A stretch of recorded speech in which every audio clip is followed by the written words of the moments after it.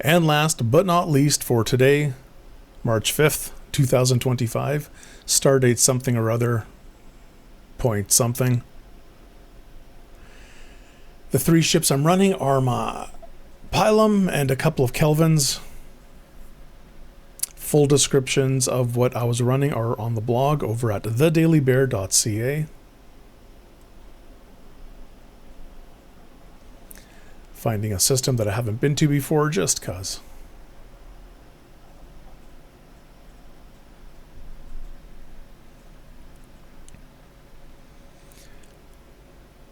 One of the convenient things about running two very similar Kelvins is I don't need to keep track of what their targets are.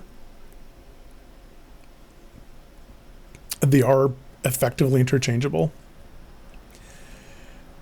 And the fights are either against combat triangle or neutral to combat triangle. And I found that there's really no difference.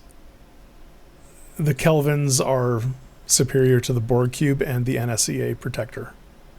And I'm ops locked on both of those.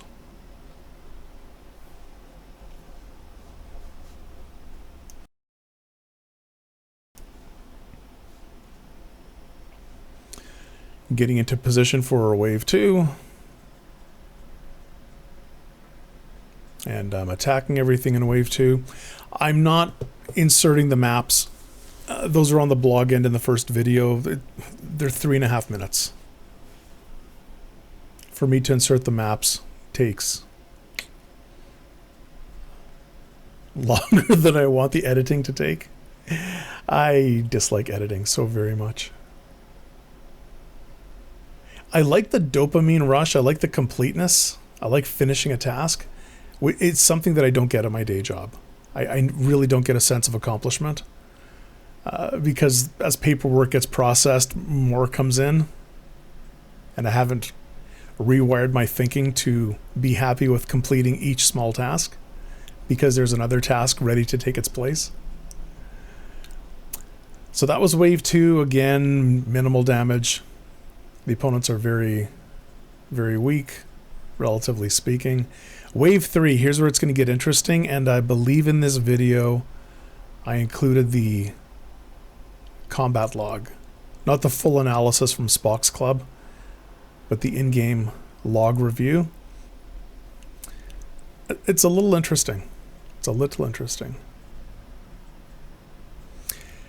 Ship B, the Tier 10 Kelvin, shields were down to about 25%, and not so surprising, the Tier 9 Kelvin, which had the isolytic defense below deck, took a lot less damage.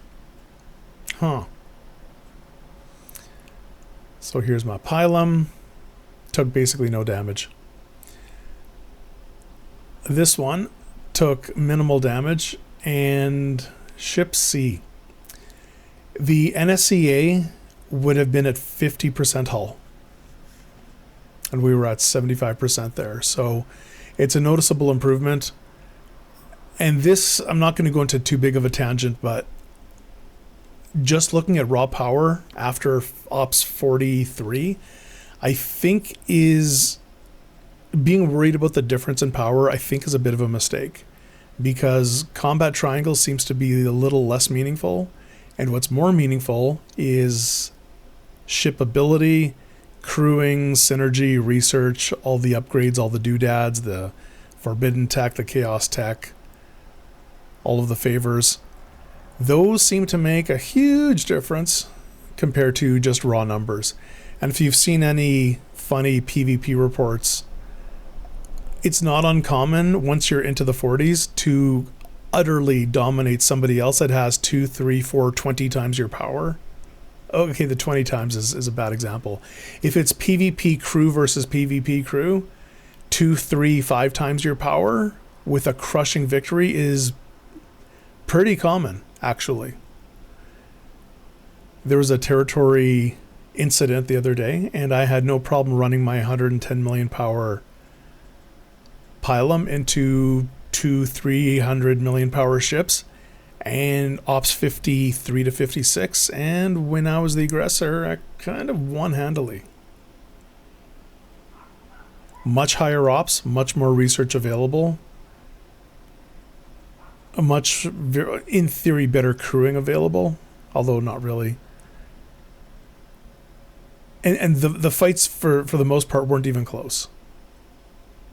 So, that's it. That's wave defense. Once I can do waves 4 and 5, I'll make another couple of videos. If you have any questions, reach out to me on the Discord. Other than that, stay safe. Much love. Opa.